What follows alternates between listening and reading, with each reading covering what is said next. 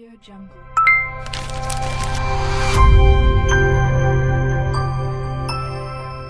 Audio. Menurutmu ini kan market cash nih. Kamu ada gak cerita kayak yang kamu tahu tokoh yang dia ketika market cash malah bisa untung kayak gitu? Sebenarnya aku kurang punya referensi ya kalau soal tokoh-tokoh yang untung di saat market crash gitu ya. Tapi tentu yang paling aku ingat gimana dulu Lo Keng Hong gitu ya, terus ada Warren Buffett ya, dia ngelewatin berbagai macam crash gitu ya.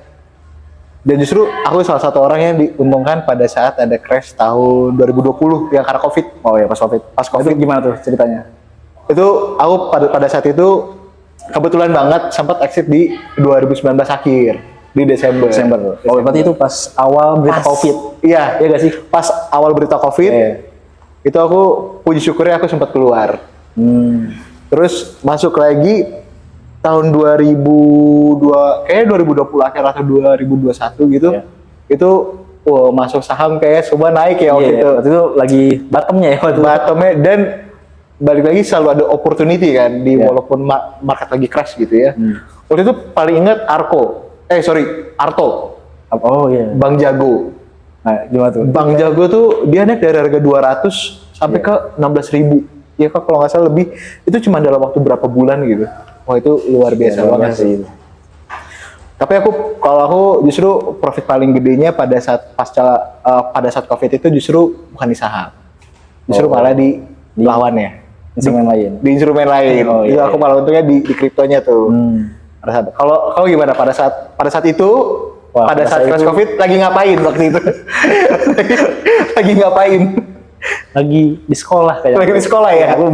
Aku baru masuk saham tuh tahun 2024 lah. Oh, ya, tahun 2024. 2024. Jadi, pas crash itu aku gak ngerasain lah. Nggak ngerasain. Aku cuma tahu kayak ISG gitu. ISG minus nih. Terus kayak waktu itu tahun 2022 ya kalau nggak salah. Yang Bitcoin crash itu ya kalau nggak salah. Aku lupa ingat. Oh iya, setelah tahun 2021 kan peaknya dia ya, Iya. Bitcoin. Ya itu juga ngerasain sih. Itu aku ngeliat kayak perang Rusia Ukraina. Oh iya. Terus harga yang batu bara itu naik gila-gilaan kan. Oh sampai ya? Iya betul. di atas $300 kalau nggak salah waktu itu. Terus saham-saham batu bara tuh kayak waktu itu Adaro pas masih ada ADI-nya. Itu kayak sempat ke di atas 3.000-an, di atas 4.000-an. Ya sebenarnya kayak aku ngeliatnya sekarang tuh kayak mirip juga ya, kayak sekarang kan perang nih. Terus kayak waktu itu kan Rusia Ukraina juga perang, terus ada rally energi, sektor energi pada komoditi semua ya. Setelah tahun 2022 dia turun. Sampai akhirnya sekarang ada perang kayak gini kan, kayak saham-saham batu bara mulai pada naik lagi. Jadi mungkin ya inilah market gitu ya, kayak ada siklusnya. Betul. Selalu ada dia berjalan di dalam sebuah siklus ya. Iya. Itu yang aku percaya juga sih. Iya. Gitu. Oke, jadi mau apa itu? Nggak tahu, ngobrol aja. Ya balik kan tuh ada balik ya Mas. Strategi menghadapi crash dan flooding ya udah tadi kan. Apalagi ngobrol lagi apa yang lain? Strategi udah mesti. Strategi belum kan, tadi jawabannya itu belum keluar. Tapi terakhir. Ini nggak apa-apa kan? Oke, Fat. Ini terakhir nih, pertanyaan terakhir dari aku ya. Oke. Kamu kan tadi bilang ya, kamu di financial market tuh kalau boleh tahu kayak dari tahun berapa? Kalau pertama kali kenal ya. Pertama kali kenal tuh di kelas 5 SD itu. Itu udah berapa tahun lalu kali ya? 2000. Wah, itu udah 10 tahun lebih kayaknya tuh. Iya, 2016. Iya. Mungkin ya, kayaknya 2016, 2015-an. Itu udah 10 tahun lebih kayaknya tuh pertama kali kenal. Pertama kali kenal dan mempelajari, kalau pertama kali mempelajarinya berarti tahun 2017 waktu itu SMP. Kayak sekitaran situ deh. SMP pertama kali belajar soal financial market. Nah, selama kamu tadi 2017 sampai sekarang, terus kan kamu tadi sempat ngalamin crash ya di tahun 2020, walaupun kamu udah selamat. Nah itu, tapi menurutmu nih, selama kamu di financial market itu gimana strategi kamu buat ngehadapin kayak ketidakpastian ekonomi, terus kayak sekarang kayak market crash itu dengan kepala dingin gitu. Gimana tuh strategi? Sebenarnya kalau aku sendiri itu lebih fokus kepada apa-apa aja yang aku bisa kontrol gitu. Kalau misalnya terlalu fokus ke situasi global, itu kan hal yang aku nggak bisa kontrol ya. Iya. Maksudnya kita berharap semua kan yang baik-baik aja gitu. Mau secara global makro atau makro secara lokal gitu ya, secara Indonesia makronya gitu. Kan berharap yang baik, tapi ya itu kan cuma harapan dan doa aja gitu ya. Jadi fokus aku cuma pada apa yang nggak bisa kontrol, yaitu di apa aja keputusan aku. Dan aku sangat terbantu dengan dulu aku sempat dengar orang tuh yang bilang bahwa kalau trader itu justru dia bukan memprediksi, tapi dia bereaksi gitu. Dan aku terbantu dengan itu sehingga aku nggak perlu tebak-tebakan gitu ya, nggak perlu tebak-tebakan apakah ini bakal lanjut turun atau gimana gitu ya. Aku cuman mempersiapkan aja worst case-nya tuh gimana gitu. Jadi sebelum aku masuk sebuah posisi, itu aku udah mempertimbangkan kalau ini gagal tuh gimana gitu. Jadi kalau amit gitu ya, akan gimana gitu, itu aku udah persiapin dari awal. Sehingga kalaupun indeksnya turun kayak kemarin, itu aku enggak terpengaruh secara psikologis gitu sih. Dengan cara, terus berikutnya juga yang penting kalau buat aku adalah mau masuk market apapun itu, mau saham, kripto, forex atau manapun itu ya, mau investasi, mau trading, menurutku yang paling penting adalah selalu pakai uang dingin sih. Jangan pernah pakai uang pinjaman. Soalnya kayak belakangan tuh aku nggak tahu ya kalau sekarang gimana, cuman dulu pada saat Covid itu kayak banyak banget orang yang minjem uang buat masuk ke saham deh dulu, waktu itu banyak banget gitu. Yang udah dia pakai utang, masuk saham pakai margin lagi gitu. Jadi ngutang buat ngutang lagi. Jadi asetnya dia kayak aset aktif gitu ya. Utangnya diutangin lagi gitu. Digulung lagi gitu. Nah, itu yang justru itu tuh menurut aku, kalau buat aku pribadi ya. Kalau aku ngelakuin kayak gitu tuh kayak aku ngegali kuburan sendiri sih kalau kayak gitu. Justru aku itu hal yang paling aku hindari gitu. Jadi kamu fokusnya kayak ke manajemen risikonya. Betul. Gitu ya? Ke manajemen risiko. Jadi apa yang aku punya itu yang aku maksimalin dulu gitu.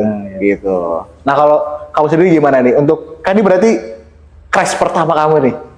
Gimana rasanya? Gimana rasanya? Aku sempat kena sih sebenarnya. Walaupun sahamku gak yang dia terdampak MSCI ya, tapi dampaknya emang merembet kan ke saham-saham lain juga kan. Betul. Kan? Nah itu ya aku pertama kalau aku masuk financial market dulu, ya aku siapin ini ya, karena aku anak kos, nah aku siapin dana darurat dulu.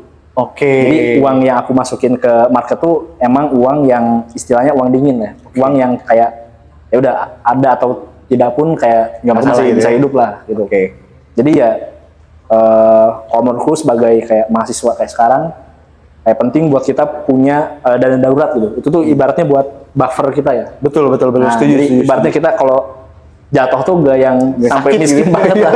Setidaknya besok masih bisa makan. Nah, iya kayak gitu. Jadi aku ya selalu nyisihin dari uang bulananku buat kayak dana darurat lah. Kayak gitu. Terus aku biasanya selain dana darurat kayak punya uang cash yang emang gak dipakai aja kayak gitu. Itu sih dari aku. Berarti perjalanan untuk masuk financial market itu panjang ya, harus siapin tadi gitu dulu ya? Iya betul. Jadi aku kalau dana darurat tuh aku nyiapin dari SMA kalau nggak salah, SMA kelas 12 aku masukin ke reksadana gitu. Kayak aku ngumpulin dikit-dikit, karena dulu uangku kan harian ya. Nah, aku ngumpulin dikit-dikit, terus baru ketika masuk kuliah, berhubung uangnya udah dapat bulanan kan, nah itu aku ngerasa kayak lebih gampang, lebih luas ya. Kayak gitu.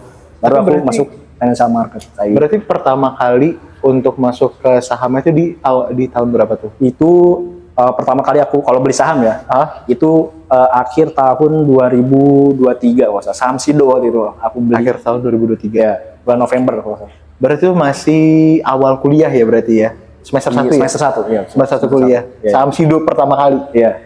Gimana? Apa pada saat itu apa pertimbangannya untuk sampai kayaknya gue pengen beli Sido deh? Waktu itu gini, waktu itu aku lagi ikut kayak webinar gitu. Oke. Kebetulan webinarnya kayak ngomongin tentang literasi finansial, terus ada nyinggung saham juga. Oke. Nah di situ aku nanya ke narasumbernya lah. Oke. Nah itu aku nanya gimana caranya buat memulai investasi saham. Nah oke. terus narasumbernya bilang ke aku, cara mulainya adalah dengan kamu membeli saham pertama kamu.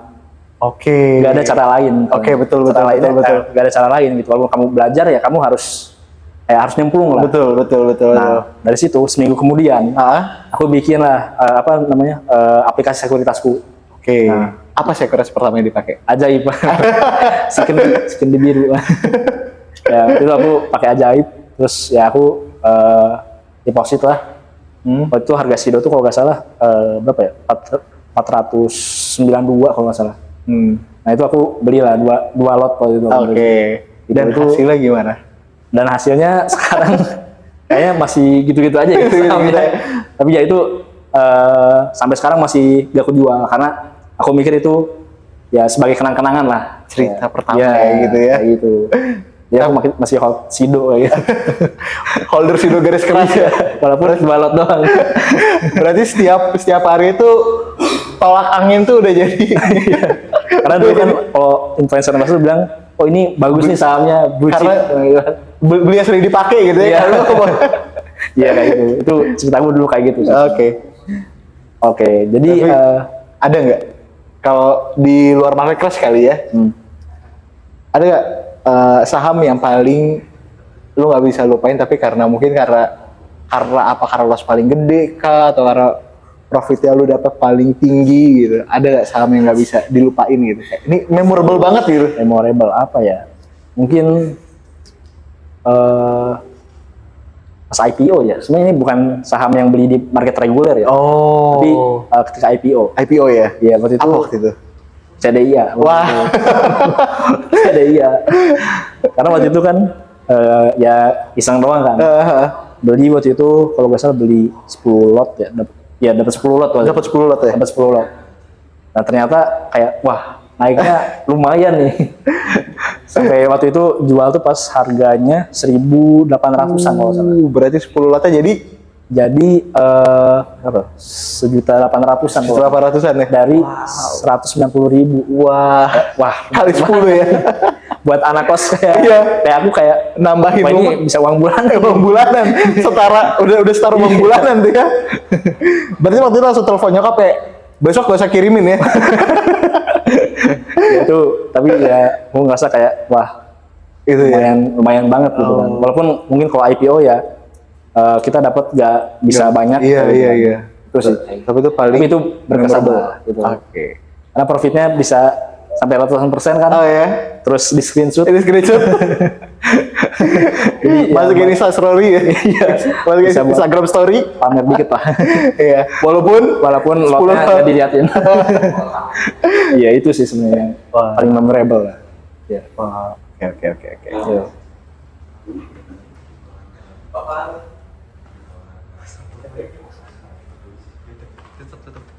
Tutup. Jadi cukup. Gimana sob peluangnya?